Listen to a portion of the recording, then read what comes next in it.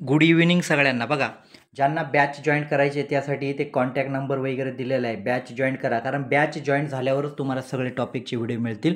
कारण फ्रीमध्ये कुठे क्लास लावा तुम्हाला सगळे टॉपिक वाईज व्हिडिओ मिळणार नाही. आता पहिला प्रश्न, वेळ न घेता, पुढीलपैकी कोणती भाषा अभिजात भाषा नाही? आता अभिजात भाषा म्हणजे काय? ज्या भाषेचं वय 1500 वर्षापेक्षा जास्त असतं. किती? 1500 ते 2500, म्हणजे जुनी पाहिजे, त्या भाषेला अभिजात भाषेचा दर्जा मिळतो. आता अभिजात भाषा आपल्याला काय नाही आहे म्हटलेलं आहे. म्हणजे यांच्यापैकी आता तमिळ काय अभिजात भाषा आहे? तमिळ भाषेला अभिजात भाषेचा दर्जा केव्हा मिळाला? 2004 मध्ये मिळाला. संस्कृतला केव्हा मिळालेला? 2005 मध्ये मिळालेला आहे. बरोबर आहे की नाही? आणि तेलुगू या भाषेला दर्जा केव्हा मिळाला? 2008 मध्ये मिळाला. केव्हा मिळाला? 2008 मध्ये. पण हिंदी भाषेला अभिजात भाषेचा दर्जा अजून पण मिळालेला नाही, कारण अभिजात भाषा म्हणजे जुनी, त्याच्यामध्ये प्राचीन साहित्य असावं. हिंदी भाषेमध्ये प्राचीन साहित्य नाही आहे, म्हणून अभिजात भाषा कोणती नाही? तर हिंदी ही अभिजात भाषा नाही. हा प्रश्न केव्हा आलेला होता? 14 डिसेंबरला आलेला आहे. प्रश्नपत्रिका कोणाकडे असतील तर बघून घ्या. 14 डिसेंबरचा हा प्रश्न आलेला आहे. आता त्याच्यानंतर हा पण प्रश्न 14 डिसेंबरचा आहे. केव्हाचा आहे? 14 डिसेंबरचा प्रश्न आहे. ग्रहणात्मक कौशल्य आणि उत्पादक कौशल्य. आता ग्रहणात्मक कौशल्य आणि उत्पादक कौशल्य म्हणजे तुम्हाला सांगतो. ग्रहण म्हणजे काय? ग्रहण करणे. ग्रहण कौशल्य कशाला म्हणतात? आपण ऐकतो म्हणजे ऐकणे आणि वाचणे. काय? वाचन करणे. वाचन करणे काय म्हटलं जातं? वाचन करण्याला. आणि आपण श्रवण करतो. काय म्हटलं इथे? ऐकण्याच्या जागेवर श्रवण पण येईल. काय म्हटलं जाईल? श्रवण करणे. श्रवण करणे म्हणजे काय? आपण दुसऱ्याच्या भावना ऐकतो, म्हणजे काय करतो? ग्रहण करतो. आणि वाचन करतो. वाचन करतो म्हणजे काय? दुसऱ्याने काय लिहिलेलं आहे ते आपण समजून घेतो, म्हणजे ग्रहणच करतो. म्हणजे ग्रहणात्मक कौशल्य जर विचारलं तुम्हाला, श्रवण आणि वाचन.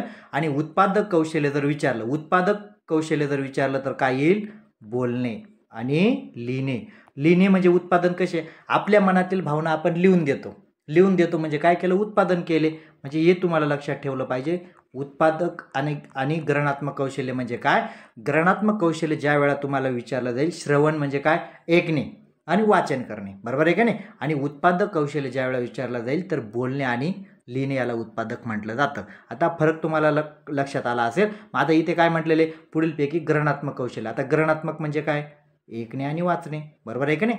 झालं ग्रहणात्मक. वाचलं असेल तर समजून जाईल, आणि ज्याने वाचलं नसेल ते काही पण उत्तर देत बसेल, नंतर म्हणेल हा टॉपिक आम्हाला नव्हताच. असं करू नका. आता बघा प्रश्न काय? पुढील भाषेसंदर्भात पुढीलपैकी चुकीचे विधान. भाषेसंदर्भात चुकीचे विधान कोणते? चुकीचं विधान. भाषेसंदर्भात चुकीचं विधान म्हणजे काय? हे पेडॉलॉजिकल प्रश्न असतात. चुकीचे विधान म्हणजे काय? पहिलं ऑप्शन काय दिलेले? प्रत्येक भाषेला स्वतःचे व्याकरण असते. बघा, म्हणजे आता तुम्ही हे जर पॉईंट वाचले असेल आणि किंवा समजून घेतले असेल, आज जो समजून घेईल तोच समजून पुढे पास होईल, आणि जो न वाचता काय करेल, फक्त जाईल पेपरला, त्याचं काही खरं नाही. प्रत्येक भाषेला स्वतःचे व्याकरण असते. आता तुम्ही म्हणाल काय? बरोबर आहे, कारण प्रत्येक भाषेला स्वतःचं व्याकरण असतं ना. इथे काय आपल्याला चुकीचं विधान काढायचं आहे, पण प्रत्येक भाषेला स्वतःचं व्याकरण असतं. कारण काय? व्याकरणाशिवाय भाषा असते का? अजिबात नाही. आता समजा अहिराणी भाषा असेल, मुलीला काय म्हणतात? तू कुठे चालली? काही मराठीमध्ये मुलाला म्हणतात का तू कुठे चालली? अजिबात म्हणत नाही. म्हणजे काय? व्याकरण हे प्रत्येक भाषेला आहे. कोणाशी कसं बोललं पाहिजे, कुठे शब्दांचा उच्चार केला पाहिजे, कुठे भर दिला, म्हणजे प्रत्येक भाषेला व्याकरण असतं. आता तुम्हाला कळालं असेल. मातृभाषा ही अर्जन प्रक्रियेतून घडते. मातृभाषा ही अर्जन प्रक्रियेतून ग्रहण होते.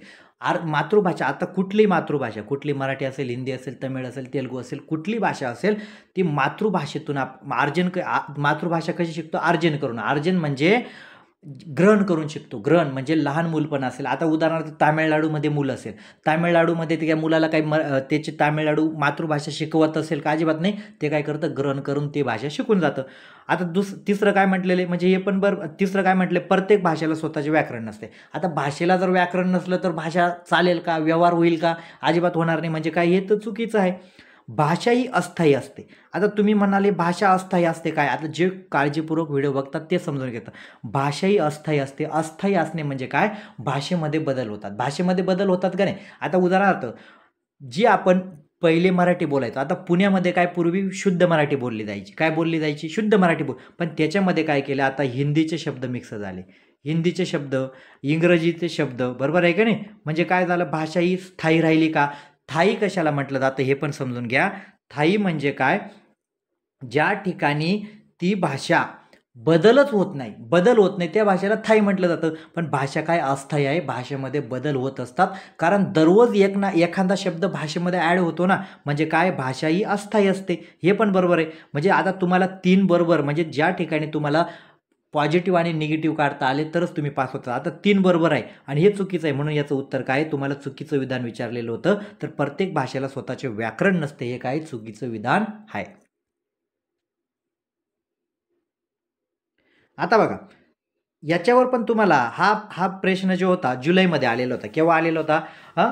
जो 7 जुलैचा जो पेपर होता, 7 जुलैला पेपर तुम्ही प्रश्नपत्र बघा, त्याच्यामध्ये आलेलं आहे. मातृभाषा पूर्णपणे वगळली जाते. मातृभाषा वगळली जाते किंवा वापरली जात नाही, असा प्रश्न तुम्हाला फिरून जातो. आता इथे काय दिलेलं आहे, मातृभाषा पूर्णपणे वगळली जाते. आणि पुढच्या वेळेस काय देतील, फक्त प्रश्न फिरवतात, मातृभाषेला थान नसते काय, वगळली जाणे एकच. आता मातृभाषा वगळली जाते. आता तुम्हाला व्याकरण अनुवाद पद्धत म्हणजे काय असतं, इथे मातृभाषा वापरली जाते. काय जाते, मातृभाषा वापरली जाते, बरोबर आहे का नाही. आणि समग्र भाषा पद्धत म्हणजे विद्यार्थ्यांच्या चुकांकडे लक्ष दिलं जात नाही. आणि निगमनात्मक विधी म्हणजे काय, यामध्ये पहिले नियम सांगितले जातात. पण थेट पद्धतीमध्ये काय केलं जातं, आपण बघा, थेट पद्धत म्हणजे काय, आपण इंग्लिश स्पीकिंगचा कोर्स लावतो, तर ते काय करतात, मराठीमध्ये त्याचा अर्थ सांगतात का, अजिबात नाही. थेट पद्धत म्हणजे काय, ज्या भाषेत तुम्हाला शिकवायचं त्याच भाषेत बोलणं, याला काय म्हटलं जातं, थेट पद्धत म्हणतात. पण मग काय केलं जाईल, मातृभाषा कुठे वगळली जाते, तर थेट पद्धतीमध्ये मातृभाषा वगळली जाते. मग तुमचं आता लक्षात ठेवलं पाहिजे, ज्या ठिकाणी मातृभाषा वापरली जात नाही, वगळली जाते, थान नसते, त्याचं उत्तर काय असतं, थेट पद्धत. कारण थेट पद्धतीमध्ये आता उदाहरणार्थ मुलांना इंग्रजी शिकवायचं, तर डायरेक्ट शिक्षक कोणत्या भाषेत बोलेल, इंग्रजीमध्ये बोलेल. आणि यावेळा पण असाच प्रश्न आलेला होता.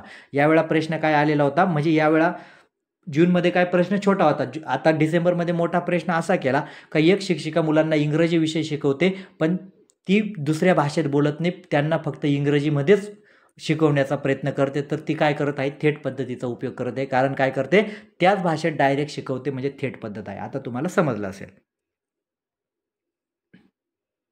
आता बघा, प्रश्न जेवढे तुम्ही काळजीपूर्वक समजून घेणार आणि काळजीपूर्वक बघणार, तुम्ही काही मुलांना काय करतात, प्रश्न स्किप करतात किंवा स्पष्टीकरणाला स्किप करतात. स्पष्टीकरण जो जास्त बघेल तोच पास होतो, कारण स्पष्टीकरणाशिवाय पास होत नाही. कारण प्रश्न काय तुम्हाला पाठांतर करून चालेल का, हा प्रश्न परत येईल का, रिपीट होणार नाही, तो प्रश्न बदल केला जातो.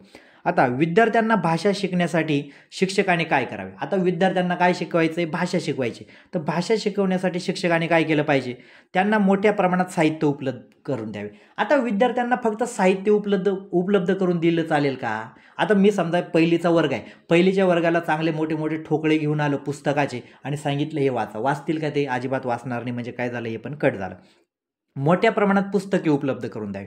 आता किती जरी पुस्तकं, आता विद्यार्थ्यांना काय भाषा शिकवायची आहे, भाषा शिकवण्यासाठी म्हणजे काय, विद्यार्थ्यांना भाषेच्या प्रवाहात आणवायचं आहे, तर मग काय करावं लागेल, हे पण नाही. जास्तीत जास्त त्यांच्या वाचण्यावर लक्ष द्यावे. आता मुलांना वाचण्यावर लक्ष द्यावे म्हणजे काय, त्यांना पाठांतराची सवय लागेल, एखादं सेंटेन्स किंवा एखादं वाक्य ते पाठ करतील, म्हणजे काय, हे पण योग्य नाही. पण याच्यापैकी योग्य काय, जी भाषा शिकायची आहे त्या भाषेच्या प्रवाहात आणणे म्हणजे काय, आता मी तुम्हाला एक स्पष्टीकरण पण देतो. म्हणजे उदाहरणार्थ विद्यार्थ्यांना इंग्रजी भाषा शिकायची आहे, पण त्यांच्या आजूबाजूच्या परिसरात जर मुलं इंग्रजी बोलत असतील किंवा समाजामध्ये इंग्रजी बोलत असतील, तर ते भाषा आपोआप शिकून जातील ना, आपोआप शिकून जातील. म्हणजे शिक्षकाने काय करायचं असेल, जर मुलांना भाषा शिकवायची असेल, एखादी लँग्वेज शिकवायची असेल, तर त्या भाषाच्या प्रवाहात आणणे. प्रवाह म्हणजे ज्या प्रकारे नदीचं पाणी चालू असतं, त्याच प्रकारे ज्या ठिकाणी जास्त प्रमाणात ती भाषा बोलली जात असेल किंवा वर्गामध्ये, आता काय होतं माहिती आहे का, एखाद्याला इंग्रजी शिकायचं असतं, तर आता काय असे ॲप पण निर्माण झालेले आहेत, तुम्हाला विदेशी माणसं तुमच्याशी इंग्रजी बोलतात म्हणजे काय, तुम्हाला त्या भाषेच्या प्रवाहात तुम्ही येतात, त्यामुळे तुम्ही ती इंग्रजी भाषा असेल किंवा कुठली भाषा शिकतात. मग शिक्षकाने तुमचा सीटेटचा अभ्यासक्रम लक्षात घेता, तुम्ही 1 ते 8 साठी अभ्यास करत आहे हे लक्षात ठेवायचं.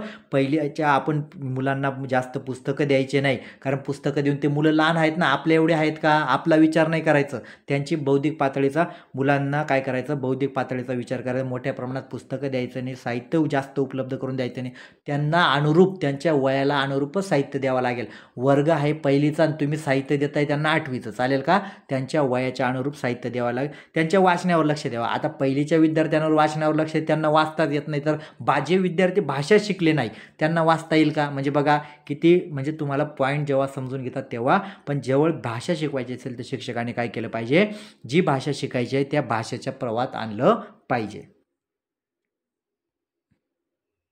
आता बघा प्रश्न व्याकरण अनुवाद विधी, याच्यावर पण तुम्हाला प्रश्न येतात. हा प्रश्न जुलैमध्ये झालेला आहे. पहिले उदाहरणं दिली जातात आणि मग नियम सांगितले जातात, या पद्धतीला काय म्हणतात? पहिले उदाहरणं दिली जातात. आता जर वाचलं असेल तरच तो. आता पहिले उदाहरणं देणे म्हणजे बघा दोन पद्धती असतात, आगमन आणि निगमन. काय पद्धती असतात? आगमन आणि निगमन. काय म्हटलं जातं? आगमन आणि निगमन ह्या दोन पद्धती असतात.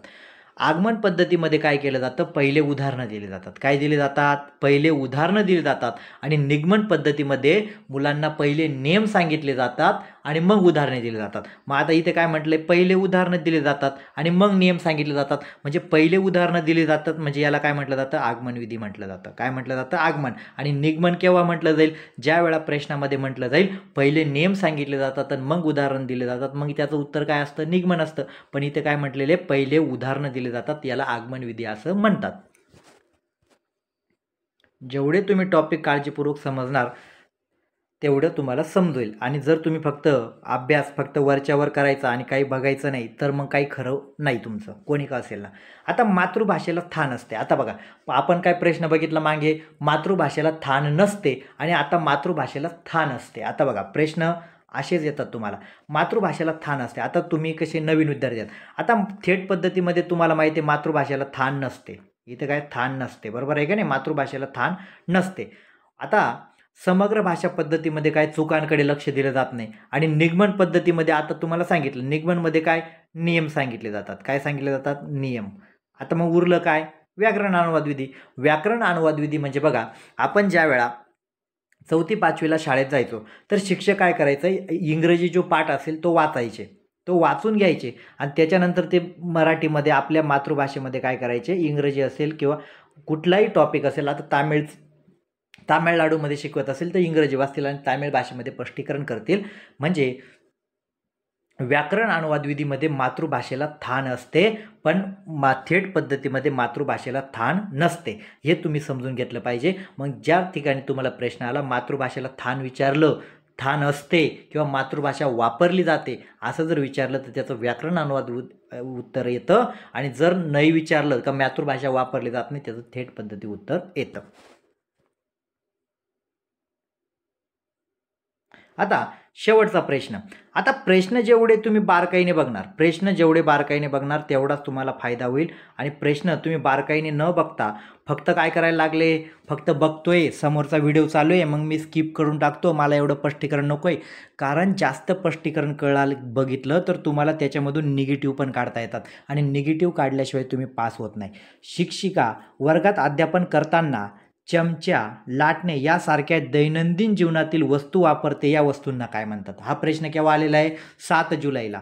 माझा सेट सी होता, हा शेवटचा प्रश्न होता मला 150वा.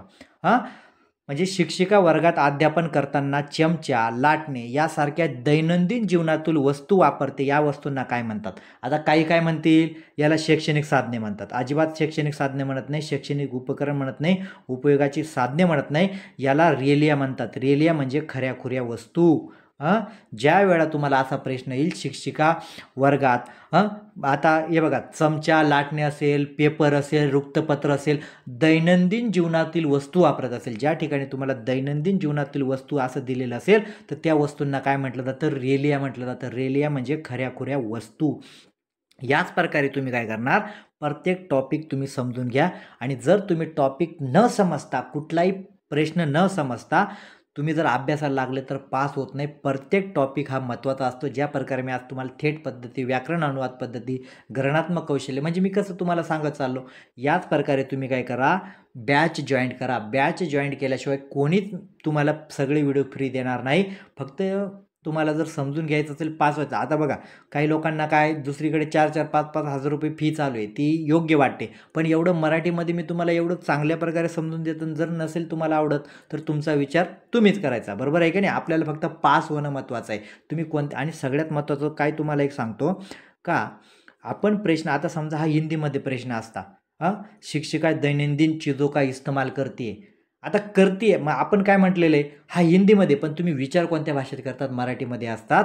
आणि म्हणून जर तुम्हाला प्रश्न सॉल्व्ह करायचा असेल तर त्याचं ट्रान्सलेशन मेंदूमध्ये मराठीमध्ये झालं तरच तुम्ही प्रश्न सॉल्व्ह करू शकता. डायरेक्ट हिंदीमध्ये विचार करतो का आपण? अजिबात करत नाही. म्हणजे ज्या भाषेत तुम्ही विचार करतात त्याच भाषेत तो टॉपिक समजून घेणं गरजेचं आहे.